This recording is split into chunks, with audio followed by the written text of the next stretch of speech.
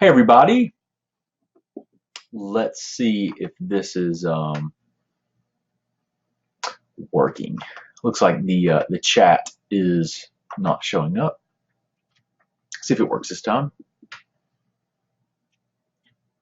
Hopefully it does. All right, I think I see Anna and Misty, and I see Linda. Okay, I think it's working. It wasn't working a second ago. Hey, how's everybody doing? Hope you are doing well tonight. What I wanted to talk about was I wanted to talk a little bit about chemicals in our environment and how it's disrupting thyroid physiology. So I don't know if any of you guys saw the TED Talk that I posted today on a few of our pages, the Office of Dr. Brad Shook, and I think I posted it in the Greater Hickory Thyroid Support Group. It's this great TED Talk by a biologist who's a scientist and a researcher, and they were studying the effects of atrazine, which is an herbicide that they spray. It's used a lot in the U.S. It's used a lot in Australia. I did a little bit of research on it, and it's very heavily used. And they use it to kill what they call pre-emerging and post-emerging leafing weeds. So they'll spray it over a field of corn, a few different crops that they use it very heavily on. And then it'll kill the weeds, so they don't have to like weed it, and it saves them a lot of money. But they spray this stuff all over our food, and it gets in our water.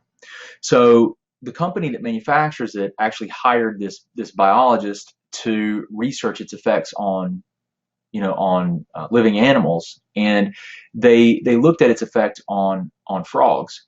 And they found, really, you have to watch the TED Talk. It's absolutely mind-blowing because he's going to articulate it much better than I can. But some of the frogs, the male frogs, developed and had eggs erupting from their testes, eggs, which should only be produced by females.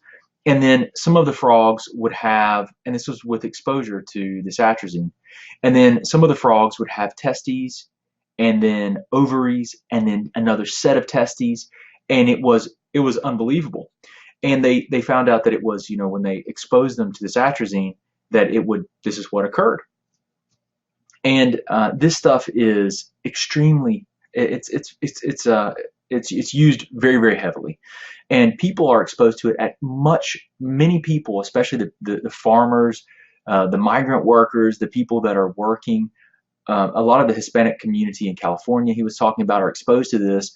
And they are he mentioned one person, I think he said there was over 1,000 times, or either said thousands of times greater concentration in their urine of atrazine than was found with these frogs.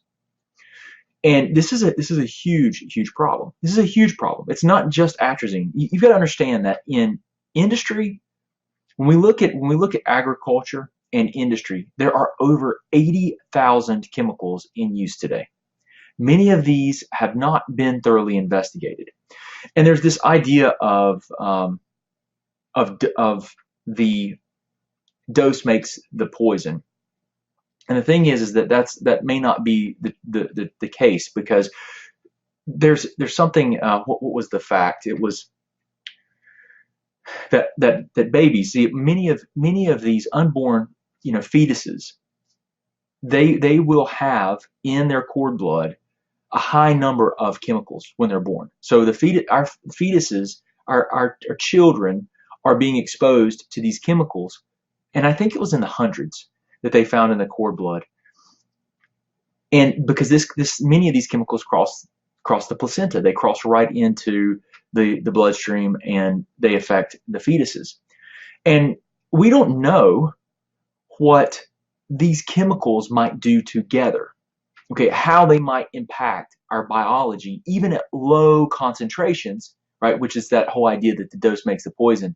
Well, you don't know. Like, what if you have low doses of 300 or 1,000, because there are 80,000 air, water, food, all through our environment, on our clothes, everywhere.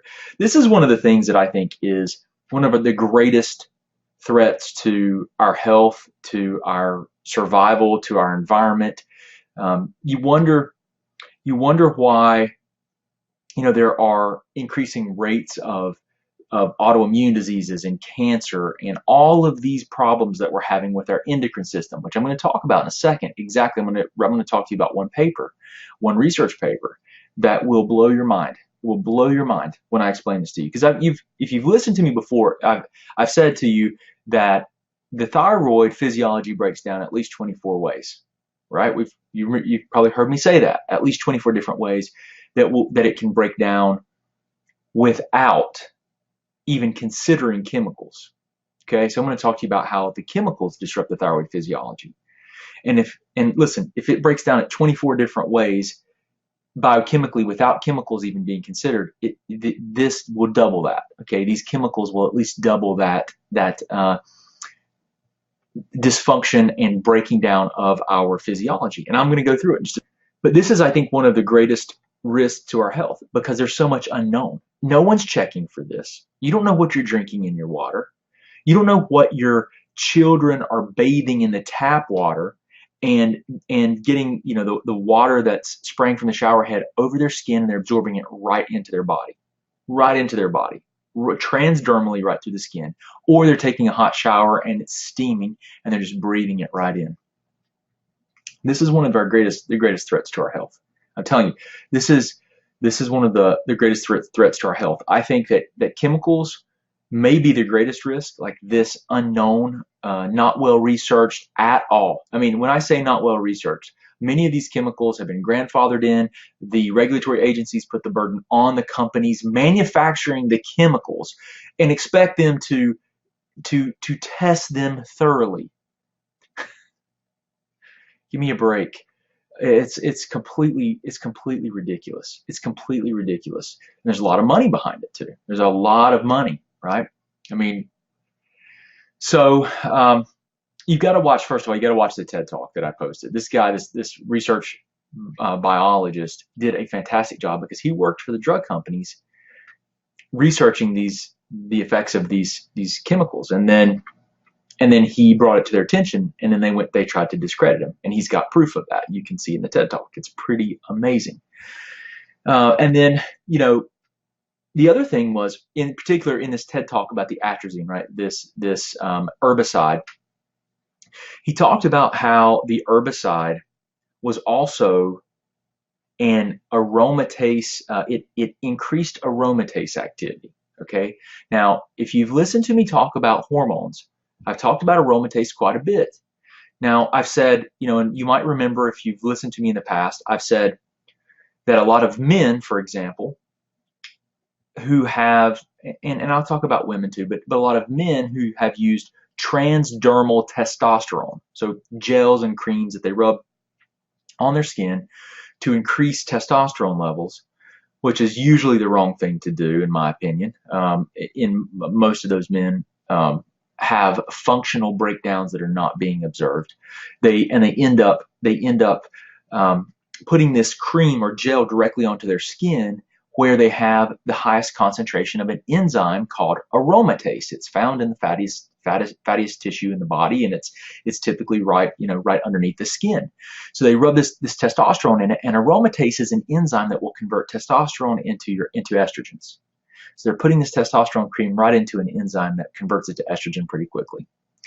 And so this atrazine, he was talking about how atrazine, one of the things that it would do is it would increase aromatization of testosterone and amplify estrogens, right? Increase estrogens. And a lot of cancers are estrogen sensitive.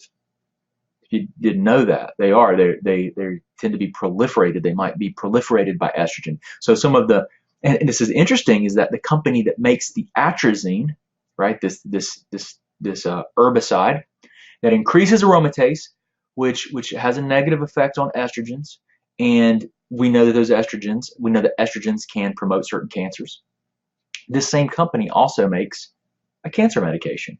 Now, I'm not saying this is conspiracy. Maybe this is by chance. Maybe this is because they're just a big company and they have, it's not like by design. I really don't believe that it's by design that they're sitting there thinking, ooh, let's make a chemical that creates that can create increased estrogens and put it all over the food supply, and then let's create a medication that's an aromatase inhibitor that blocks that conversion that could be used for cancer treatment, which they make that too.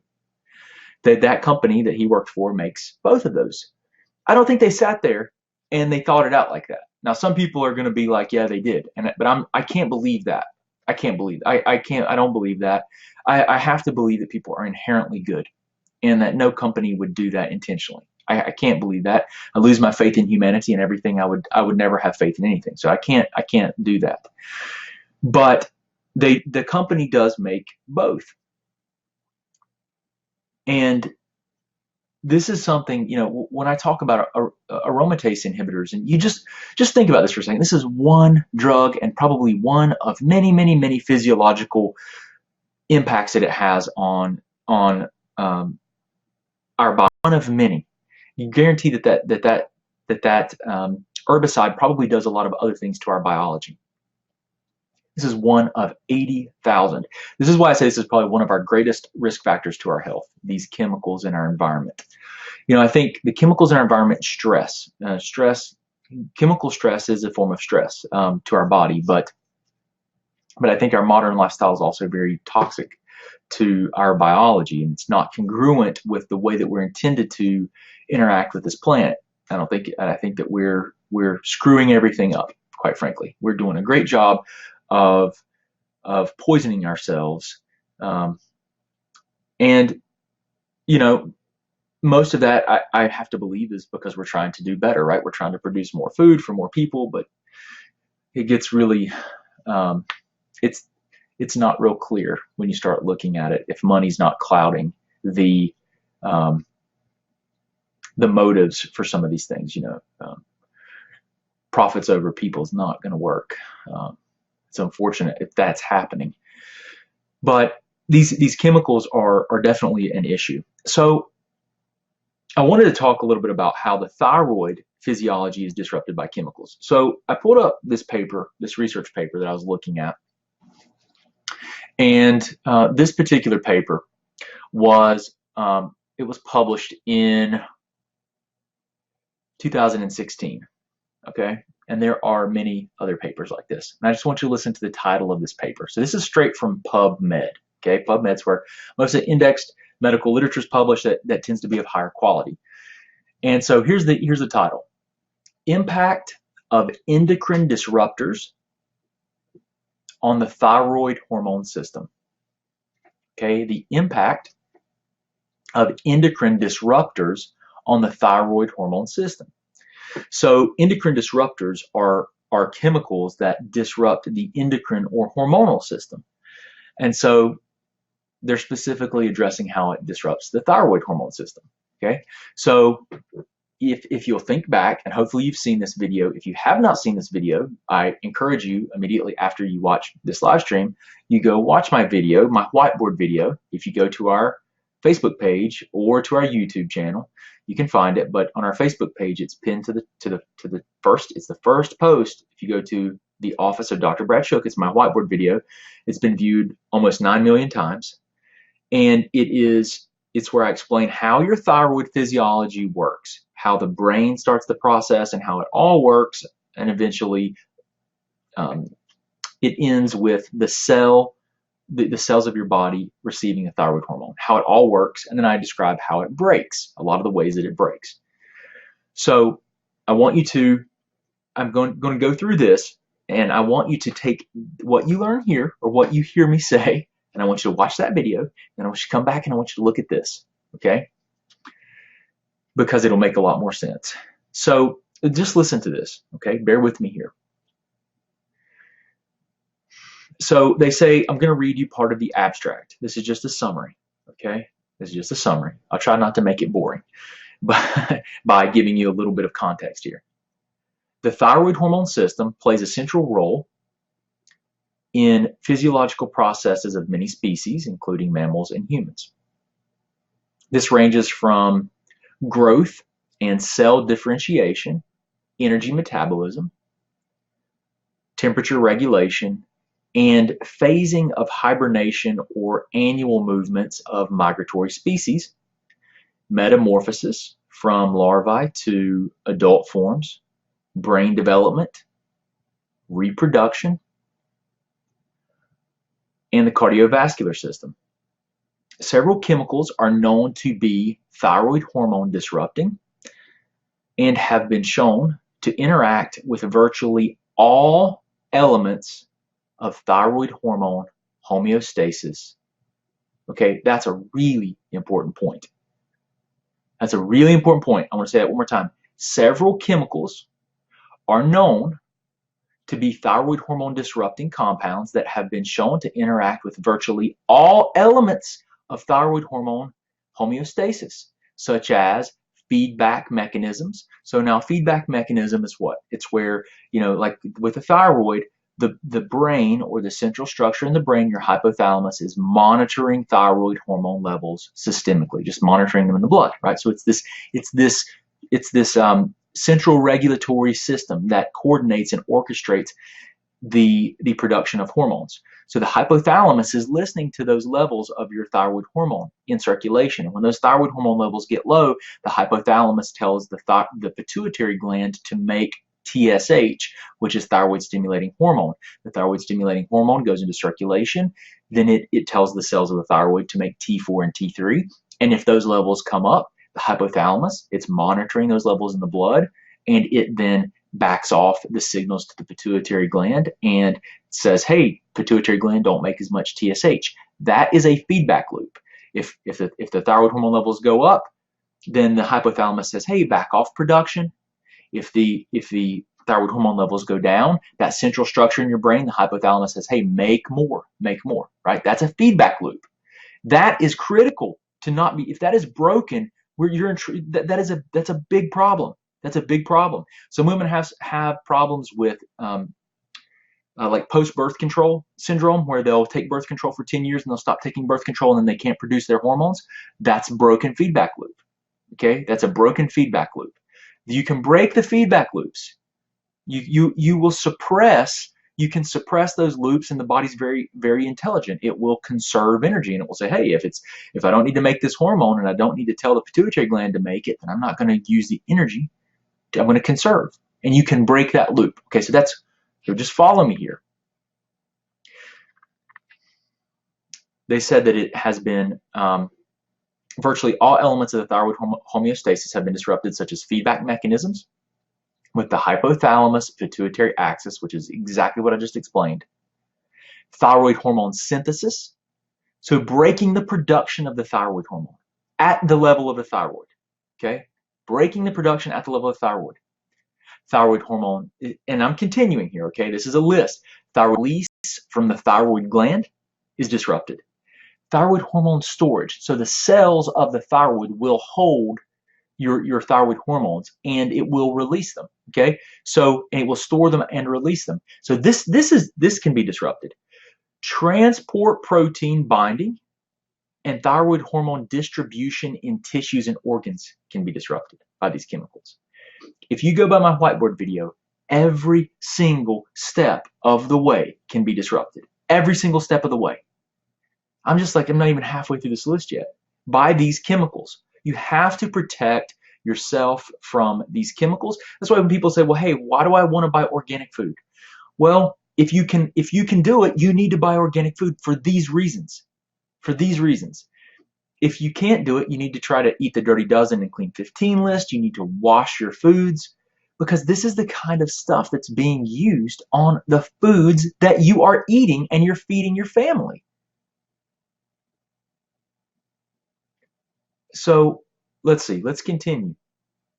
So thyroid hormone storage and release from the thyroid gland is disrupted. Transport protein binding and thyroid hormone distribution in tissues and organs. So remember when I talk about there are 4 phases of hormonal physiology, right? There's production and the quantity, then there's transportation of the hormone through the bloodstream, then there's sensitivity at the cell, and then there's detoxification. What this is talking about here when they say that transport protein binding, transport protein is here. It's the second step, transport protein. So when your thyroid hormone needs to hitch a ride to get from the thyroid to your toe, it has to do that through the circulatory system, and it binds to a little protein.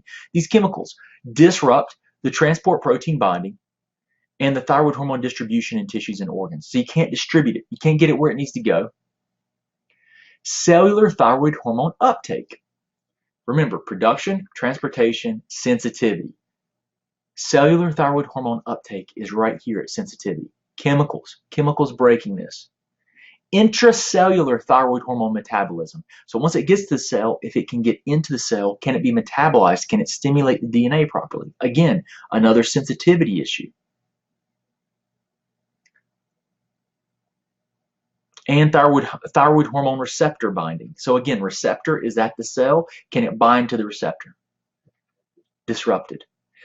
Listen to this. Therefore, chemicals interfering with the thyroid hormone system homeostasis, which is just the balance of the thyroid hormone system homeostasis, have the potential to interact with many of these important processes. And listen to this. This is what's really going to get you, okay? And especially early life stage exposure results in permanent alterations of tissue organization and homeostatic regulation of adaptive processes. Now listen to this again. Listen to this again.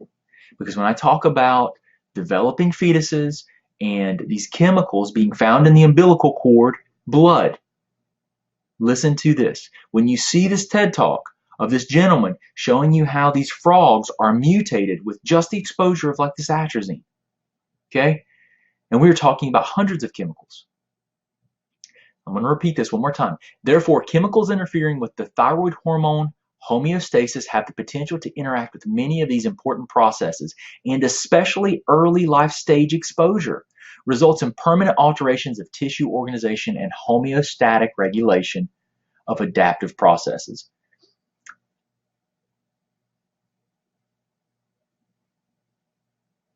This is even higher importance as the developing fetus and young children are at a sensitive developmental stage.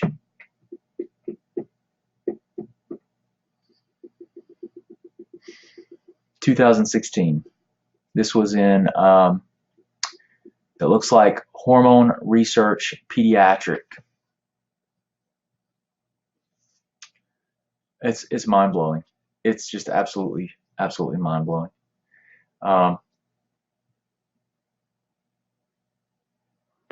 You know, it's crazy. Yeah, I'll post the article. Hold on, I'm going to copy the I'm going to copy the link in the PubMed link. You know, I looked at this article. I'll tell you guys, I saw this article like in 2016 when it came out. And I had the full paper, but now they want you to the full text links. Some of these papers are freely available. It's not now because I was going to like I have the paper somewhere. I printed it off and I have it highlighted somewhere at my office because this is such a profound. I think this is such a fantastic paper. It speaks to, you know, so many people have issues with. So many people have odd presentations, right, with their thyroid, and you know everybody wants one concrete answer why. And the reality is that you almost never get that concrete answer why. There's never like one cause, guys. You've got to understand there's never one cause. There may be an initiating trigger, something, but then things start to snowball. There's never. I don't think you can ever really say there's just one pure cause. It's just too. We are a complex system, and the solution is never like a single thing at all. It's always the reason that many of our problems, of these chronic health problems that we're dealing with, and these thyroid problems and autoimmune problems, that there's not a cure for it, is because there are multiple causes and factors that create the same outcome, right? The same manifestation of autoimmunity or disease. There are multiple factors. It's not the same, right? But they'll all can lead to a final result of autoimmunity. Let's say use that as an example. So your solution always has to be multifactorial, always has to include addressing this from as many perspectives as possible. It does. It's a complex problem that requires a complex solution, an equally complex solution. Which, when you think about it that way, when you look at it that way, the word complex doesn't have to be confusing or overwhelming. It can just mean that you cannot just take a medication to fix a single problem. You've got to do diet changes, you've got to take lifestyle changes, and then maybe you need that medication, maybe you need several things that have to come together. I look at it in a lot of ways and I say, you know what, we are living in a way that's not congruent with the way we're intended to interact with the earth. We're just not. We're so disconnected from that in our modern world and all these conveniences that have created an environment that we're making less and less usable for us and for our children and for the future. It's just crazy. And I don't know what the answer is. These are just some problems that we see that we see here. I don't know what the answers are. I just know that we've got to think about these problems and some of these issues and try to find a better way. I'm going to post a link to this. Let me see. Yeah, here, Lori, I'm posting. This is, now you're on Facebook. This should post. Okay, it looks like this posted on Facebook.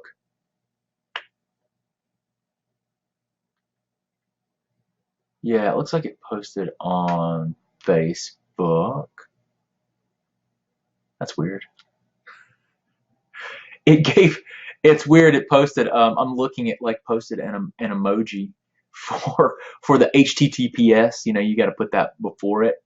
Okay, so you can find it probably via that, but it doesn't. The link's probably not going to work because it actually posted an emoji for part of the HTTPS colon and then backslashes, whatever.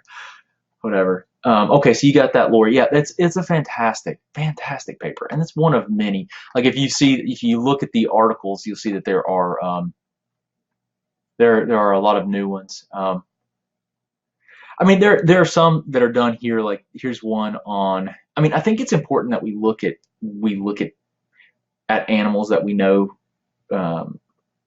that we can study. We can't put humans in a study and do these types of tests. Like here's a paper published in 2019, effects of 25 thyroid hormone disruptors on zebrafish embryos, a literature review of the potential biomarkers,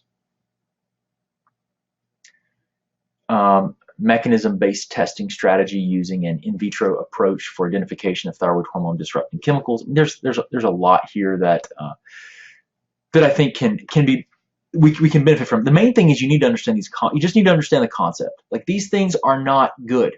They're not good. So you really have to. I think you just can't put your head in the sand and be like whatever. I think that's a bad strategy. I try to teach people what we've seen clinically and what we think works. What we think is going to be the best way that we've figured out or that we believe will help people to minimize their exposure to these things. Whenever I work with someone clinically, what I try to do is first I just try to do some basic things like changing their diet, supporting their digestive tract function and healing it to the best of our ability if they have digestive issues, getting them eliminating well. And a lot of that is it sounds like, well, okay, you might not understand, but there's a lot of functional improvements that come from just having a daily bowel movement, like getting chemicals out of your body, right? Getting metabolized estrogens out of your body that go with the bowel movements. Right? You can't just be constipated because that's a problem. You're gonna have these estrogens that you're going to be reabsorbing. So, there's a lot of benefit to that. And then once I've worked with someone for usually addressing, diet and nutrition, get them eating more of a better diet that tends to be more immune system neutral, more nutrient dense, they improving their lifestyle, improving their hormonal status, filling in nutrient deficiencies, trying to balance and regulate the immune function as good as possible. Then, and only after we've done work there, then we move into detoxification-based approaches, supporting the body's natural detoxification processes. And I really advocate that people, and I'll take people, I'll change their diet that's more specific to detoxification. I'll put them on a very specific detoxification protocol for supplementation, where we support the organs of detoxification. We support the liver, we support the kidneys, we prepare the systems that are going to be burdened when we start actually taking them through a supplementation-based strategy. And even we'll use tools like saunas, we'll use tools like ultra baths and things to help try to eliminate. We'll use things like dietary strategies, like you can do intermittent fasting, you can do like ketogenic diets, because you might not know this, but a lot of the chemicals that you're exposed to, they get stored in your fat tissue, right? So they are lipophilic. They were attracted to fat. So your fat reserves, if you have a lot of body fat, you've probably got a lot of chemicals in that body fat. So when I'm working with someone to try and remove these things, we'll use specific supplementation strategies that help to pull and bind a lot of these chemicals that are in the tissues. But we'll also use dietary strategies so that the food that they're eating helps to bind and hold on to these chemicals as the liver dumps them into the GI tract via bile, so that they can be better eliminated. And then, we will work on pulsing detoxification. Like I do a pulse, so I take people through. We do like pulsing, like 1 week on, 1 week off, 1 week on, 1 week off of rotating the supplementation strategy to try and pulse detoxification. And so those are all, those are just some of the strategies. And I recommend that people do that like once a year, like periodically work on trying to get this stuff out of our bodies, because we're all exposed to it whether we want to be or not. You're breathing in air, you're drinking water, you're eating food, you're sitting in your car that's off-gassing from the foam materials that are in there. You're sitting on furniture that has flame retardants and foam rubber that has flame retardants. Everything around us, the curtains, the paint on the walls. I mean, everything has, it's manufactured. I mean, you're going to have chemicals, you're going to have plastics, you're going to have adhesives, you're going to have all these things. You're going to have particle board that's off-gassing. You're going to have treated wood. I mean, you're going to have electronics that are off-gassing. Like, my computer's sitting here, my TV. All these things that get hot, they're off-gassing. So I don't know what the perfect solution is, but, I know that, like, there are a lot of things that, if it's possible, there's the simple things to start with. Like I would say, anything you put in your body, those are the food you eat, your water, filter your air if you can. These are like the most basic things to start with, but this is really important stuff. And the main thing is to take it like one day at a time. Take it one day at a time, and try not to be too burdened by it. And I will say this as well. I talk about this stuff and people get real emotional about it. They do. They get real emotional about it, and they feel like that's got to be my thing. Okay, they're like, I've had this happen before. I've talked about this stuff before, and people are like, this has to be what's going on with me. And here's what I want to say to that. Never ignore the obvious, okay? Always address the obvious. If chemical exposure is your big thing, right, and it's causing your issues, then I would say, okay, if your diet is great, perfect. If your sleep, if your stress-based practices, are you doing breathing? Are you doing prayer? Are you doing meditation? Are you doing something to help deal with stress? Are you moving, right? If you're doing the lifestyle-based things, plus you got a good diet, plus maybe you've used some nutritional supplementation to help support your physiology, right? Temporary nutritional supplementation. If you've done all those things and you're not improving, or you've hit a plateau. Okay, then I would say move into the chemicals. Then move into the chemicals. I have not experienced firsthand where I'll jump straight into chemicals with someone, like trying to eliminate chemicals or do detoxification processes. And when I say detoxification, I really, what I've tried to do with detoxification is take as much of a science-based approach as possible, because there are a lot of detoxes out there and people use the word detox, and I kind of hate it actually. I kind of hate it because I'm like, there's so much garbage out there that people are being told to do that I'm like, that's not, that gives someone, like, I'm trying to like really give you guys useful and meaningful tools that have, you know, as much scientific basis as we can get behind it. I mean, and, you know, and to give you a way to help get your, you know, improve your toxic burden, like legitimately improve your toxic burden. And then there are people out there recommending all these detoxes or things that are completely just, they don't really have a physiological basis. They don't, I don't, you know, and so the main thing to do though is to focus on, never ignore the obvious. When people don't feel well, you know, I'll have people that I've had scenarios where people think that there's a particular problem, like they have a particular infection or something. That's the issue.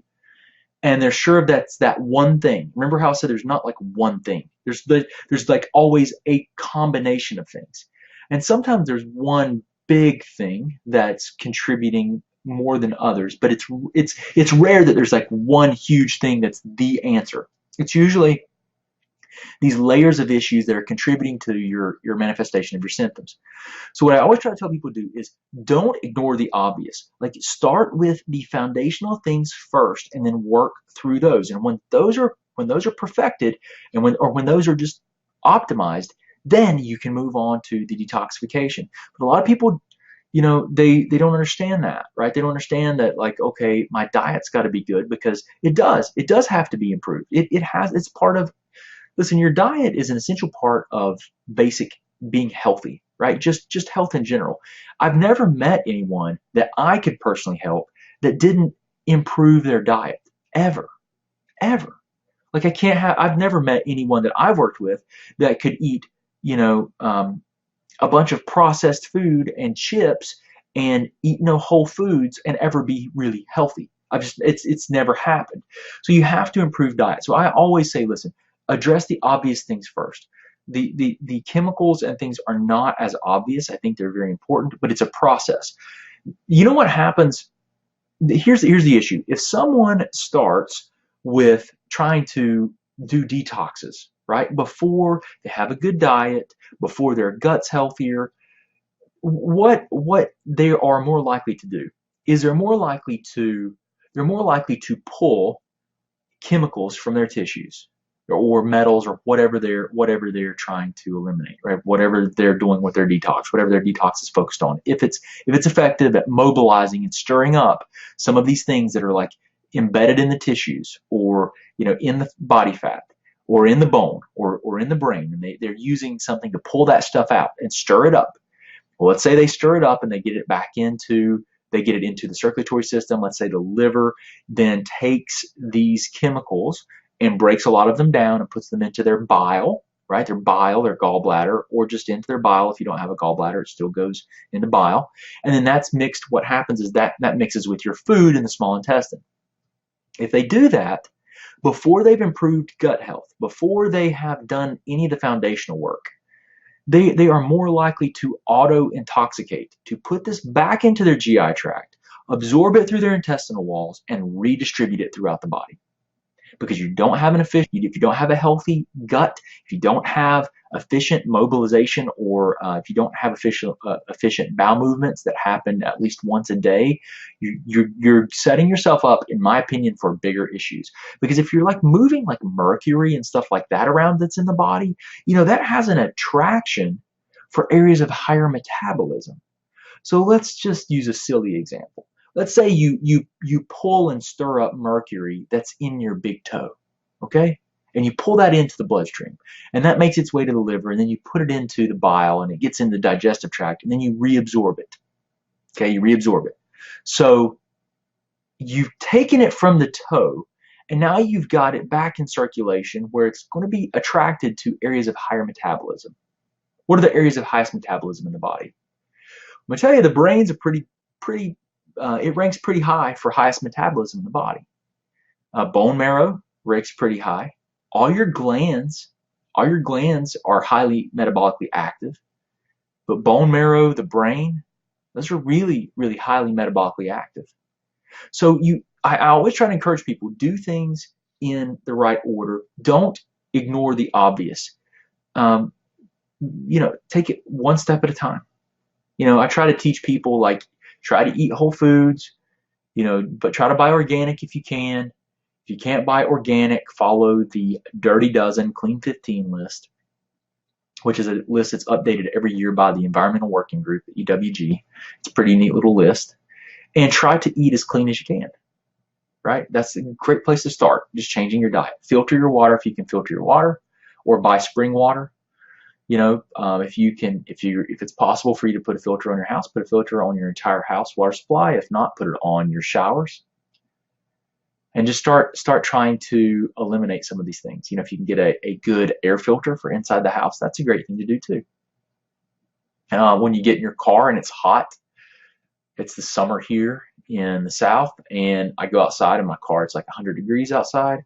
So I either open my door and let it air out, or roll down all the windows and just let it air out for a little bit, so that all the foam that's heated up, and the foam in the dash and the rubber, all that hot plastic that's in my car, and all the chemicals that may be released from that, I let them just go out the window, right? Roll the windows down, let it go out, and I get in my car. Right? Just simple things like that we might not think about. If you get on the freeway, if you commute to work, do not get in your car in the morning, roll up your windows, put that sucker on recirculation and not on the fresh air blowing in, right? Recirculation, and do not ride with your windows down in heavy traffic or any of that. Keep it on recirculate so that you're not breathing that stuff in. So it's important to understand here. So let's see. Okay. So I'm just looking at some of the comments here. Yeah, the link's posted there. You guys should be good to go. But I want to share this with everyone because I think it's really important that you consider these things. If you're trying to figure out what's going on, you can see that there are a lot of working pieces here, and that's okay. That's just how it is. That's our body, right? Complex problems require typically complex solutions, an equally complex solution. But it doesn't have to be extremely difficult. It doesn't have to be.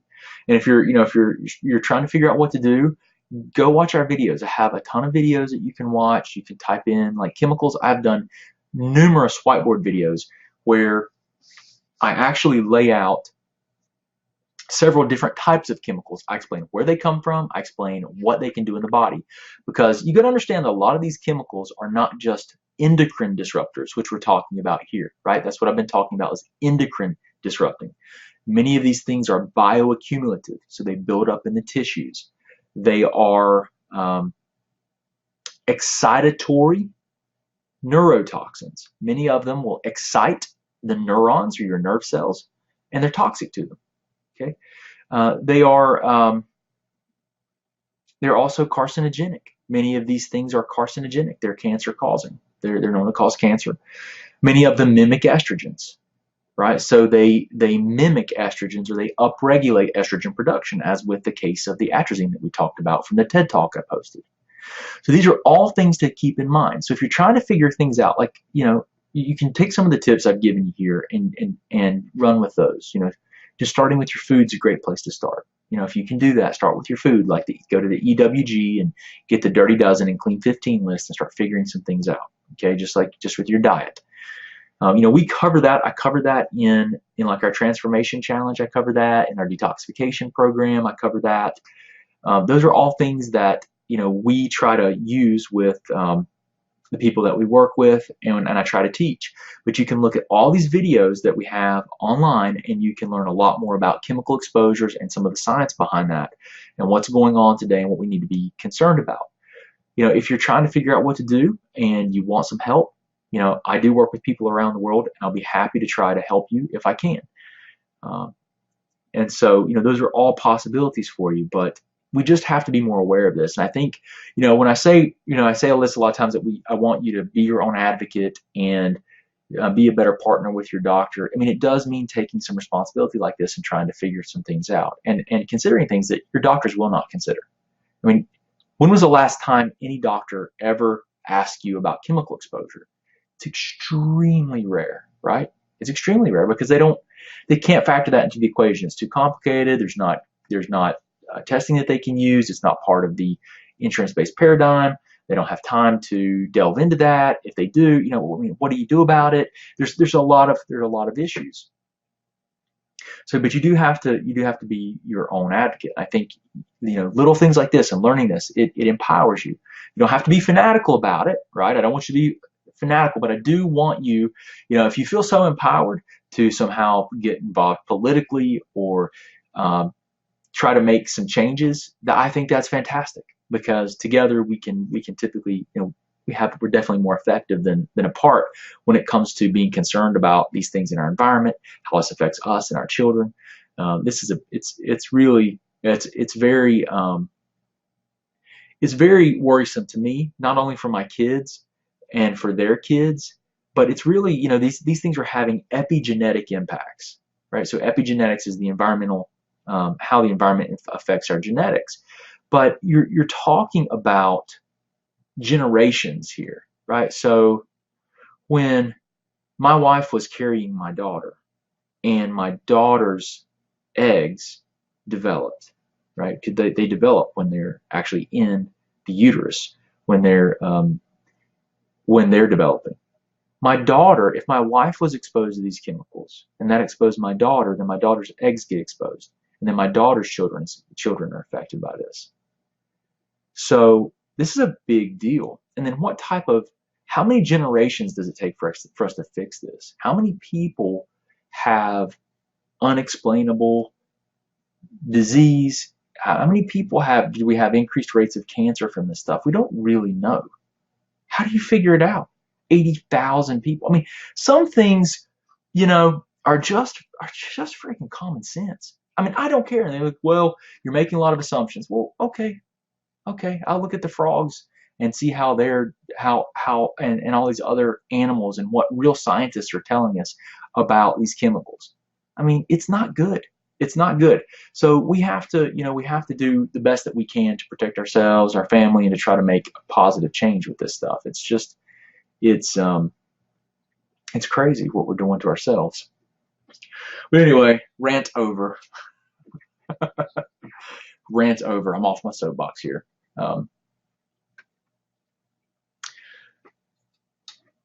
Let's see. There's some people asking. So there's some pretty cool apps that you can use. So Bonnie was asking, many common products I have are not listed in. So there are a few different apps you can get for your smartphone where you can scan. You can actually scan your products, right? You can scan like household products and stuff, and it will tell you like if your personal care products that you're using are higher in some of these endocrine disrupting chemicals, these excitatory neurotoxins, potentially carcinogenic compounds. The Environmental Working Group, which I mentioned earlier, they have an app that you can go to ewg.org and download it to your smartphone for free, and you can scan everything. It uses the camera as a barcode scanner. There are some products that are not in there, and I don't know exactly which ones, but there are. Thanks, Karen. There are a bunch of those. There are a lot of things that you can scan and it will give you information. There's another app. If that one doesn't have everything, there's one called the Think Dirty app. And there's probably several others now, but the EWG is an organization that I really like and I like to support because they are more advocates for these environmental issues that I'm talking about here. And I think it's really important that you understand that. But the EWG is a good organization to support, at least today. As I say this, they are. I like them a lot. I like for what they do and what they stand for and how they're trying to help us. But they're, I'm pretty sure they're a non-profit. I might be wrong, but I think they are. They're a good organization. But you can download an app to your smartphone and you can scan all your personal care products. So that's important to do. So Bonnie, I don't know if there's the Think Dirty app is one that you can try, Bonnie. Karen says, I'm healing now with foods after a horrible flare of inflammatory gut and liver. I'm here in Australia, and share your link with my mom who has similar but different issues. Wished you were in Australia. Thanks, Karen. I hope this helps you out. I'm actually looking at there's so many people from the UK, all over Europe, and then a lot of people in Australia have messaged us about like wanting to do go through our transformation challenge, but the supplements are the regulations country to country vary quite a bit. So I actually have found a supplement dispensary in Australia. I'm trying to get everything worked out. I'm actually able to join it, and I'm going to see if we can't make if I can't make some supplement recommendations, general recommendations for people in different countries. Like say, look, if you're in Australia, consider these. If you're in Europe, and you consider these. And because they're about the same though. I'll tell you, I've found a lot of the same supplements available in Australia that we're using here. There's just some of the ingredients are regulated differently. And Australia is pretty, they have some different laws that are a bit more conservative. So that's okay. So Think 30. It's Think Dirty, Bonnie. It's not Think 30. I know sometimes my words just kind of blur together in a long. What is it? What am I looking for? You can't understand me basically for the southern tendencies. I get it. I have to really enunciate. My wife is really good at enunciation. You'd never know she was from that. She came from. She's like you can't really distinguish her accent. Me, on the other hand, there are times when I can be a bit more. When I can be a bit more. And when you don't hear the southern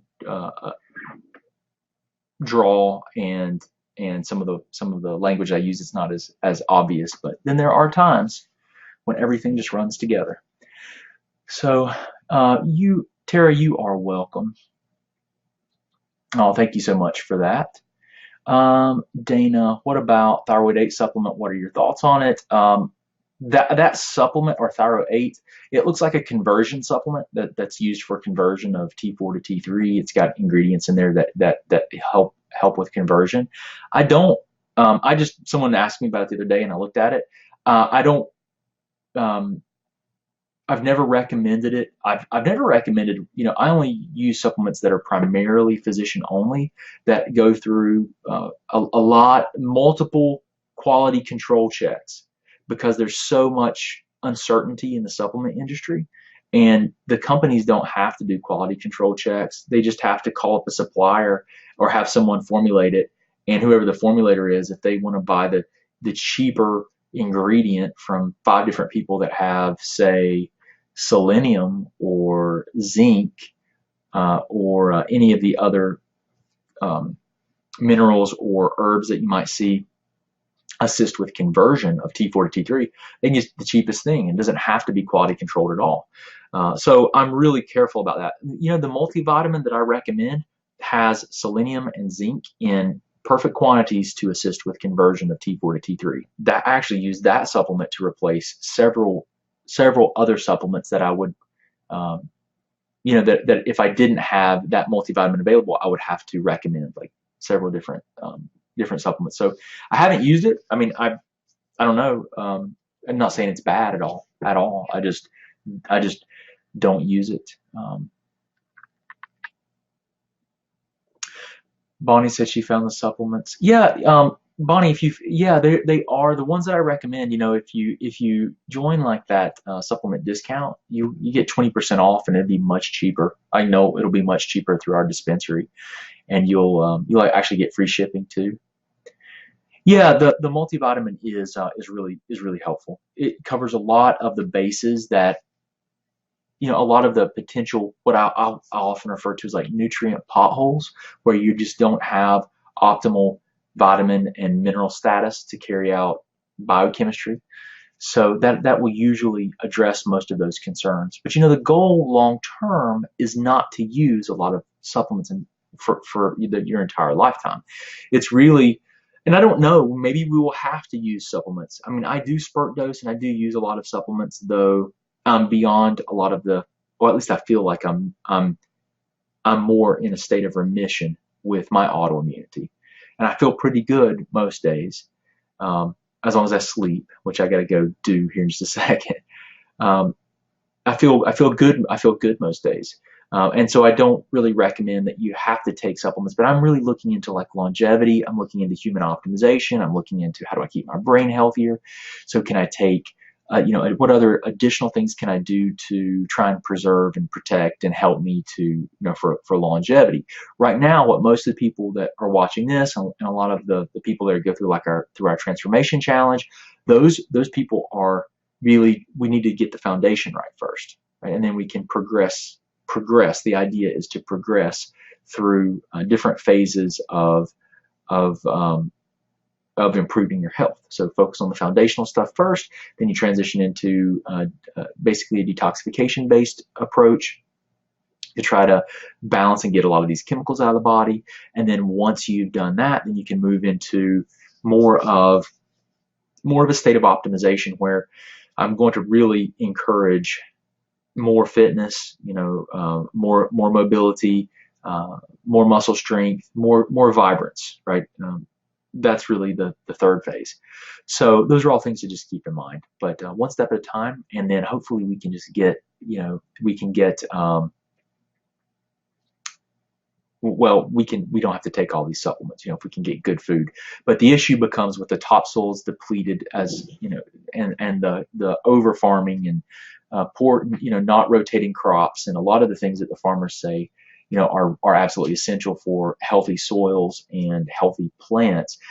Our plants look healthy, but they're void of nutrients. So, there probably is going to be a need for some type of supplementation. At this point, it looks like forever unless we raise our own food and we have, we learn to farm, and rotate the crops, and we don't destroy the soil and the fungi and the microorganisms that are living in the soil that are essential for vibrant and healthy plants. If you've never watched Paul Stamets, who's a mycologist, talk about soil and farming, you should go into YouTube and put in Paul Stamets and farming, and you will be blown away. This man is a genius when it comes to fungi and their impact on our environment. Very, very good guy. Oh, okay. Yeah, Bonnie, thank you for doing that, for sharing that for people that are outside the U.S. But anyway, guys, I'm going to hop off here, get to bed. Hope you all do as well. And you can always come back to these videos and watch them later if you'd like. But I do appreciate you. Sorry if I ranted. Rambling is guaranteed here. So if you don't like that, then maybe you shouldn't watch because I'm definitely gonna talk about whatever's on my mind. So I hope you guys have a wonderful night. I really do appreciate you. If you need anything, please don't hesitate to reach out to us and let us know. I'll talk to you again soon. Thanks.